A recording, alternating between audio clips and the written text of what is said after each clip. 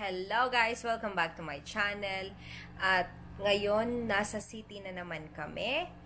And, nasa city na naman kami. Pero parang nakakapanibago lang kasi I'm always with him. I'm always with my husband all the time. Tapos, sometimes naman pag nasa Denmark kami, pumupunta siyang Norway.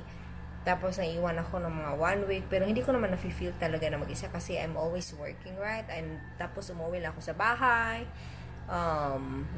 Natutulog, ganon. Pero dito talaga, I got 1 day na ako lang mag-isa. At kahit 1 day lang yun, I feel like it's a long day. Alam niyo, parang hindi na ako sanay na mag-isa talaga. Pero I like it. I like it because I'll be able to do a lot of things today. Yung YouTube ko, yung dami kong videos na kailangang i-edit at i-upload para ma-delete ko na siya sa aking DJI at sa aking phone kasi full na yung memory, tapos kakain ako mag-isa. It's gonna be a great day guys at hindi ako lalabas today. Hindi ako lalabas today kasi gusto ko talaga matapos to lahat. And then tomorrow, check out ako dito.